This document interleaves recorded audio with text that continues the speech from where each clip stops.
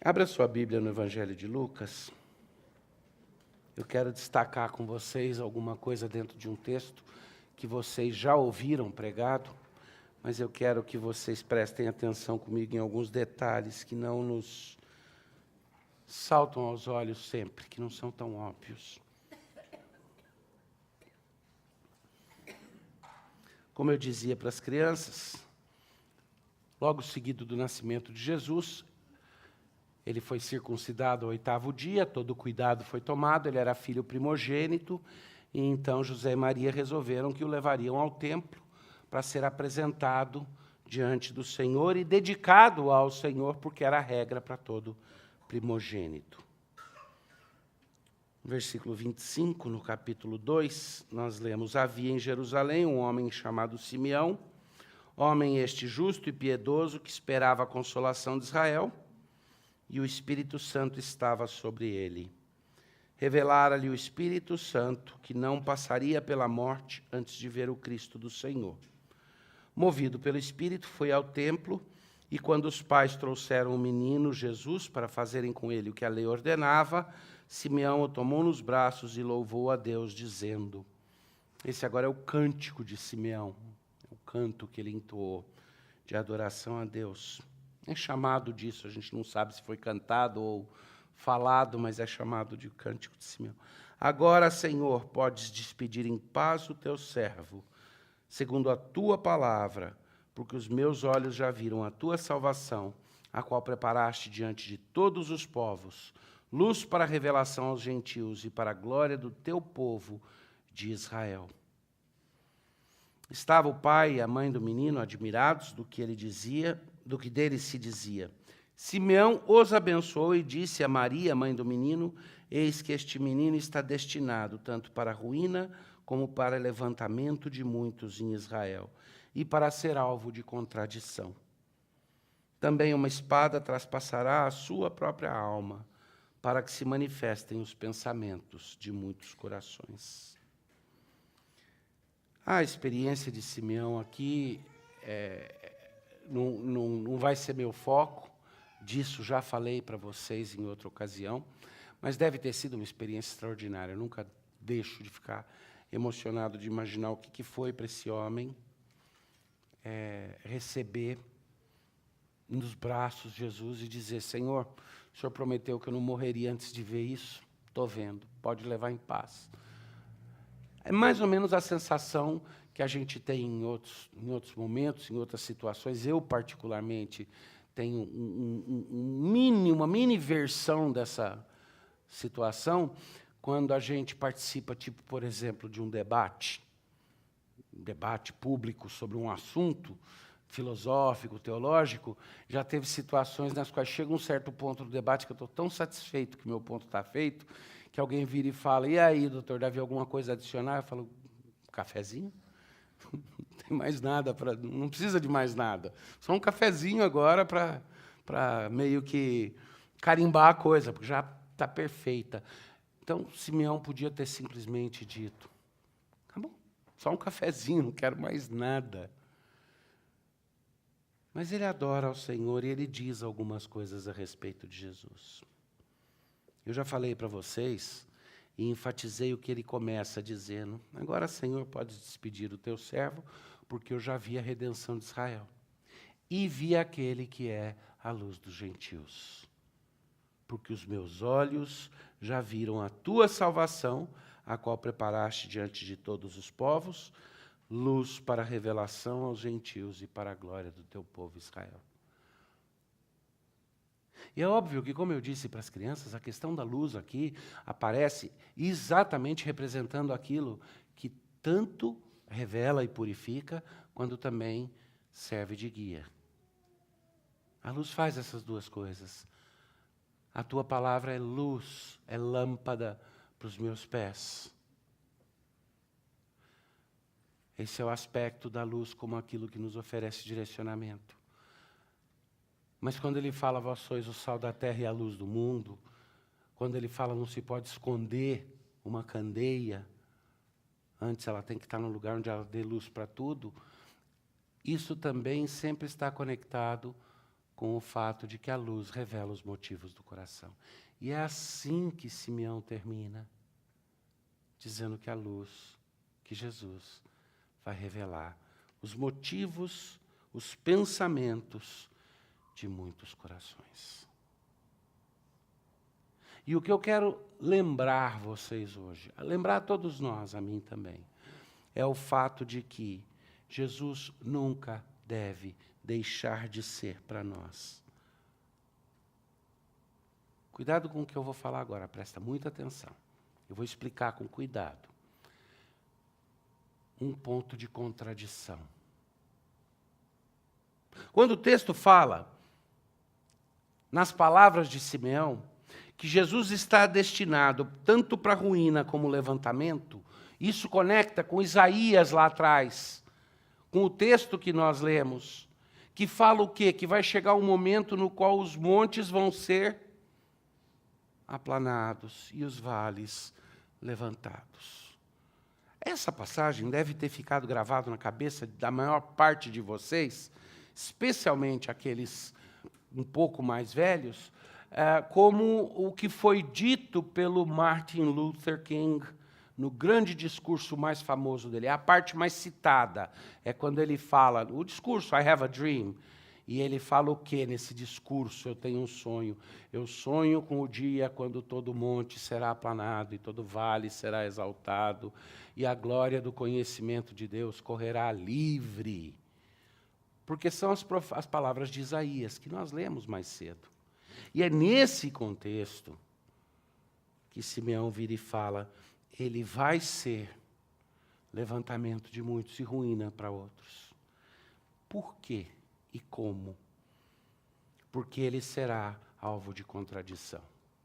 Ele vai ser aquele que vai confrontar o mundo. Alvo de contradição não é aquilo que, por exemplo, no Mackenzie eu experimento o tempo inteiro, quando alguém vira e fala, mas a universidade é o lugar do contraditório, então a gente precisa ter opiniões divergentes, conflitando entre si, para que a gente chegue a um conhecimento mais profundo.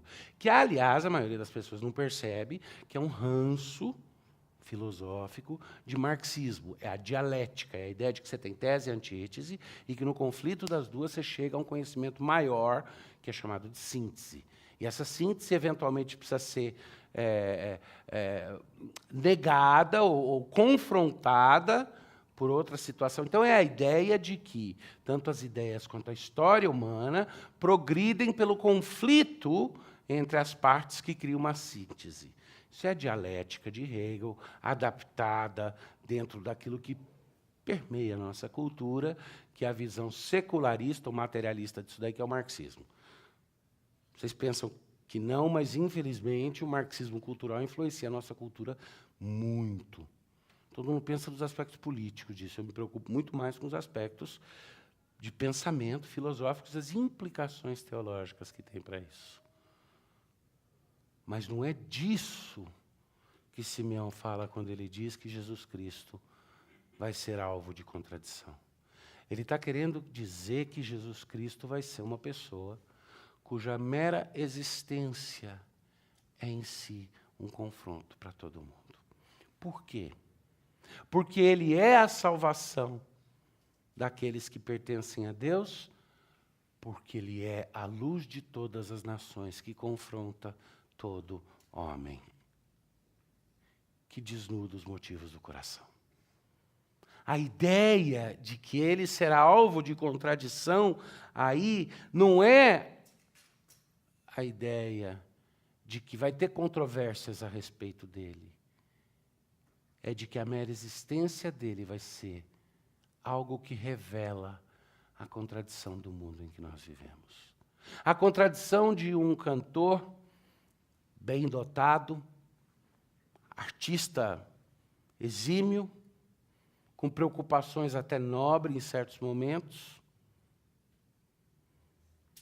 com sentimentos herdados ou gerados no oxigênio da cristandade, mas com uma postura de fé, na pior das hipóteses materialista, na melhor das hipóteses panteísta. E o não crente pega e começa cantando o quê? Então é Natal. A música do John Lennon. War is over, a guerra acabou. Então é Natal, e o que é que fizemos? Um bom Natal para todos. E ele está celebrando ali o Natal por quê? Porque ele anseia por paz, e essa música é a respeito de paz. Que paz? Se não existir um Deus e esse mundo for um mundo de conflito puro, se aquela proposta de evolução biológica se estende também não só para a nossa biologia, mas para a nossa arena social, então o mundo é dos mais fortes, é uma selva, e aquele mais apto vai sobreviver. E os outros vão só aos poucos ser eliminados. Para que falar de paz? Para que falar de sentimentos, de nobreza de coração que se estende na direção dos outros? Mas o povo fala, e os nossos poetas sonham com isso, e o coração de todo mundo, quer negue a Deus ou não, em alguns momentos não consegue deixar de ansiar por um mundo de justiça, de amor e de paz. E essa é uma contradição básica da nossa realidade. Nós queremos luz, ainda que tenhamos medo da luz e fujamos da luz. Nós queremos luz porque nós precisamos do direcionamento. Nós queremos luz porque queríamos apreciar e ser o que somos às claras. Mas nós temos medo da luz porque a luz revela a nossa sujeira e os motivos do nosso coração. E essa contradição não cessa no momento em que eu conheço Jesus Cristo e o abraço, porque mesmo quando Ele é o meu Salvador, eu ainda sou constantemente confrontado por Ele. Eu sou confrontado por Ele porque quando eu me encontro numa situação de passividade diante de algo que requer de mim uma ação, Jesus me confronta e me diz que eu não posso deixar de ajudar quando uma situação se apresenta. Mas quando eu me desespero e acho que depende só de mim, Jesus me confronta e diz: aquieta e saiba que eu sou Deus. Aprende a descansar e confiar. É constante, Ele sempre vai ser a contradita do nosso pecado e a contradita da nossa mania de achar que não precisamos de um Redentor, da nossa teomania. E nesse sentido, quando Simeão deixa claro, ele vai ser alvo de contradição, e aí você vai ver na sua Bíblia que provavelmente você tem escrito também: uma espada trespassará sua própria alma, e isso daí está entre colchetes. É porque não aparece em alguns dos manuscritos, aparece em outros dos manuscritos. Então é difícil saber se fazia parte do autógrafo, do texto original, e depois alguns manuscritos esqueceram ou deixaram faltante, ou se não fazia, foi uma nota explicativa que alguém colocou, uma adição que alguém colocou. Ela não faz diferença, porque ela não acrescenta nada que não seja dito em outros dos evangelhos, em outros lugares. Então, até mesmo se for um acréscimo, não é um acréscimo novo, mas algo que talvez um copista lembrasse que, em tal evangelho usou essa expressão. Então, vamos melhorar o texto e enriquecer aqui, trazendo aqui. Ou, às vezes, só de cabeça mesmo, confundiu, mas não faz diferença. O fato é que ele diz aqui, ele vai ser alvo de contradição para que se manifestem os pensamentos de muitos corações. Esse é o objetivo específico de Deus, para que aquilo que está na escuridão seja trazido à luz. Eu falei da luz no sentido de servindo de guia, da luz do aspecto de purificação, porque ela nos mostra onde tem sujeira para limpar, e agora ele acrescenta mais um aspecto. A luz que revela os motivos do coração e aquilo que nos guia. Se você, como eu, experimenta momentos nos quais você faz coisas que você não consegue explicar direito, você já deve ter feito isso, né? Eu faço o tempo todo. Dou uma escorregada, que burrice, como que eu fiz isso? Como que é possível? Ou, às vezes, nem chego a admitir tanto assim. Eu viro e falo: por que razão que eu estou agindo assim? Por que está mexendo? Nossa, eu reagi de uma forma tão inesperada? O que é? Às vezes eu não entendo os motivos do meu coração. Na maior parte do tempo eu não entendo os motivos do meu coração, até que eles são explorados pela luz do Evangelho de Jesus Cristo. E é difícil eu corrigir ações e pensamentos errados quando eu ignoro aquilo que os motiva. É como pisar no freio e no acelerador do carro ao mesmo tempo. Tem algo ali que quer fazer parar alguma coisa, mas tem algo que está jogando combustível naquele fogo, que são as minhas motivações. E para Simeão era claro, Jesus vem para revelar o motivo do coração de muitos. Quem é Jesus para você? Jesus nasceu em Belém para que a gente possa ser feliz e amém. Para alguns é isso, na poesia é isso. O Jesus é aquele exemplo. Outro dia eu vi uma pesquisa que me deixou estarrecido. Uma pesquisa feita entre evangélicos no Brasil. E a pesquisa perguntava, basicamente, qual é o aspecto principal do significado da obra de Cristo, e tinha múltiplas escolhas para a pessoa botar, tinha 5 opções. Uma das opções é um exemplo de sacrifício, outra das opções era algo para nos persuadir a entregar a vida para Deus também, outra era fruto da maldade do ser humano, e uma das alternativas era em substituição pela penalidade do nosso pecado. A grande maioria dos evangélicos escolheu como exemplo. Jesus morreu na cruz para nos dar um exemplo de sacrifício. Não foi expiação. Fiquei estarrecido. Mas o evangelho é pregado no nosso meio primariamente dessa forma. Quando, na verdade, Jesus morreu ali na cruz para fazer um confronto comigo. Um confronto exemplificado pelos 2 ladrões que estavam à direita e à esquerda. Porque um disse, se você fosse tão bom assim, você saía daí e nos tirava também. E o outro disse, é óbvio que ele é inocente e eu não sou. Porque reconhecer a pureza de Cristo, reconhecer a inocência de Cristo, é reconhecer a minha não inocência. Porque a luz revela a escuridão. Porque olhar para Jesus Cristo é ser confrontado com aquilo que realmente me move. Essa é a contradita que ele representa.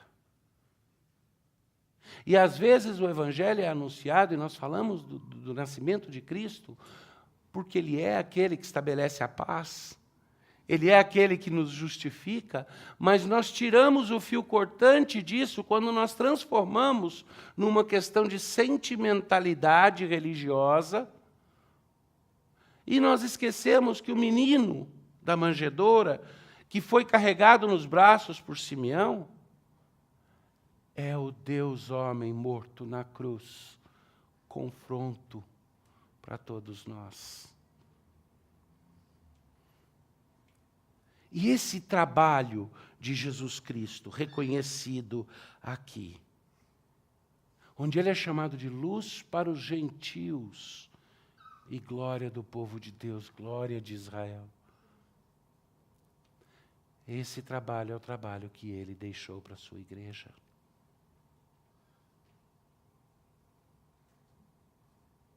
E é aí que eu chego na virada final dessa passagem, no confronto final para o meu coração e para o de vocês. Porque não é apenas o fato de que Jesus nos ensinou a sermos imitadores dele. É mais que isso. Não acabei de dizer que o sacrifício na cruz não foi meramente exemplo de sacrifício? Foi muito mais, foi expiação mesmo. É porque Jesus disse que constituiria uma igreja que seria seu corpo vivo na terra, habitada pelo Espírito Santo dele, e que o mundo veria o Jesus pós-manjedoura e pós-cruz na nossa vida. E que é assim que o mundo veria. O que não exige um salto muito grande para entender que o nosso papel é o papel de sermos glória para Deus e luz para as nações. De que Ele, como alvo de contradição, significa que nós, se estivéssemos fazendo o papel, seríamos nesse mundo a contradita da direção desse mundo. E que Ele disse explicitamente: vocês são o sal e a luz nesse mundo. Onde a luz chega, as trevas não podem ficar. E aí eu confesso que eu tenho uma aflição grande. Porque se, como Simeão, eu velho, pudesse segurar o Redentor e falar: posso descansar em paz, porque meus olhos já viram a salvação, talvez fosse mais fácil do que olhar e sentir a ânsia que eu sinto por anunciar, pregar e instruir a igreja para dizer: nós temos o papel de manifestar a Cristo nesse mundo como Ele manifestou o Pai. Ele disse isso quando orou por nós. E isso significa, primariamente, como Cristo, sermos a glória de Deus e a manifestação da luz dele. E aí aperta meu coração. Porque se a luz que há em nós for trevas, quão densas trevas. Já pensou quantas vezes, em vez da gente clarear os assuntos, a gente está confundindo mais? Quantas vezes, meu Deus do céu, às vezes me dá um desespero, porque a imagem que vem na cabeça é que a igreja, que devia ter uma lanterna daquelas de 10 mil watts, que joga assim a luz para todo lado, conseguiu desenvolver, meus filhos universitários físicos aí, como é que se faz isso? Conseguiu desenvolver uma lanterna de escuridão. Onde você bate essa lanterna, fica tudo mais opaco e mais escuro. Já pensou? Você chega num assunto que está na penumbra e você bate essa lanterna, fica escuro de vez. Aí talvez você me pergunte: mas será que a igreja faz isso? Não. Pela graça de Deus, muitas vezes a igreja faz o que devia fazer. Mas eu não estou preocupado com quando ela faz o que devia fazer. Isso eu celebro e agradeço a Deus. Eu estou preocupado em olhar para a palavra e usar a palavra para nos dizer o que não pode acontecer no nosso meio. O que não pode acontecer é celebrar o Natal, lembrar da vinda de Jesus e esquecer que Ele é luz para o meu coração e que eu fui colocado aqui, junto com vocês, para sermos luz neste mundo. E para oferecermos a contradita. E para clarearmos os motivos do coração. Para darmos respostas para uma sociedade que precisa. O que faz com que a nossa sociedade esteja no ponto em que está? Que respostas a gente pode dar para as questões políticas, econômicas e sociais que nos afligem hoje e que não sejam respostas prontas, vindo dentro de pacotinho de ideologia, mas respostas que, de fato, à luz da palavra, revelem os motivos do coração. O que é que está guiando o coração? Isso é claro que é o pecado. Mas você não lida com o pecado no abstrato. Você não para de pecar no abstrato. Você para de cometer certos pecados concretos. Você já sabe de partida que não vai parar todos. Mas você trabalha um a um em casos concretos. E não no abstrato, no geral. Vou parar de pecar. Não, vou parar de fazer isto. Vou escolher não fazer isso. Do mesmo jeito, como é que a gente ilumina essa situação? Como é que a gente revela os motivos do coração e manifesta a Cristo de modo que essa sociedade olhe para nós e diga: eu estou vendo Cristo. De uma forma menor, mais tênue, falha, como se fosse um reflexo num espelho que não está muito bom ainda, mas estou começando a ver os contornos da face de Cristo, do olhar de Cristo. Como? O que a gente faz?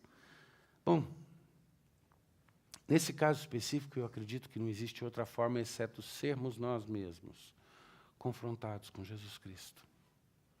Não o confronto ofensivo de quem quer nos machucar, mas o confronto com o amor dele, o confronto com o fato de que ele é a contradicta de todo o egoísmo que nós temos. Isso tem um lado que é doído, porque eu preciso reconhecer meu egoísmo.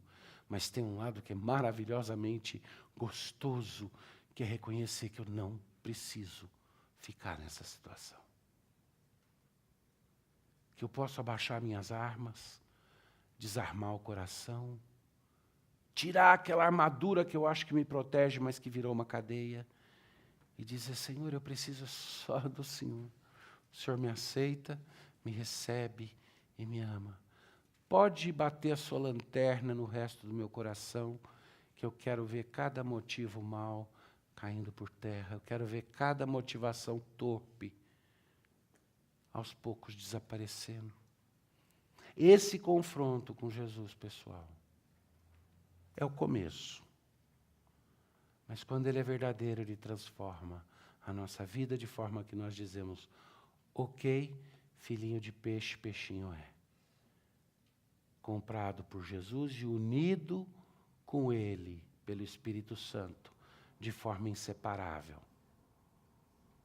É preciso que eu seja como igreja, que nós sejamos como igreja, presente no mundo. Luz que revela os motivos do coração. Tenho certeza que vocês, como eu, às vezes já devem ter se perguntado por que a igreja não tem o efeito que deveria ter. Eu vi durante o meu período de vida a população de evangélicos do Brasil passar de 13%, me ajuda aí, doutor Alderi, o quê? Nos anos 70, começo 60, final de 60, devia ser 10% da população. Não mais que 10% da população, para hoje, nas estimativas mais conservadoras, 30 e pouco por cento da população brasileira. E eu vi o efeito de salgar e de iluminar diminuir muito. Era uma igreja, uma população menor, que fazia mais barulho, não só barulho, mais luz, do que hoje. E eu quero que o Natal seja para a gente um momento de olhar e encontrar, sim, a paz em Cristo, de saber que depende dEle. Mas não aquela paz que me faz virar e falar, já estou pronto para descansar, porque meus olhos já viram. Porque Simeão podia, Simeão era velho. E Simeão tinha ouvido uma promessa de Deus de que ele não morreria antes que visse aquilo. Quando ele viu, ele falou, pronto, estou pronto. Nós ainda temos tempo pela frente. Até os mais velhos aqui têm tempo pela frente.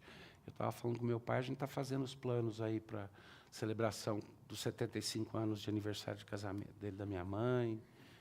Eu estou me imaginando lá com 74, fazendo a cerimônia para eles.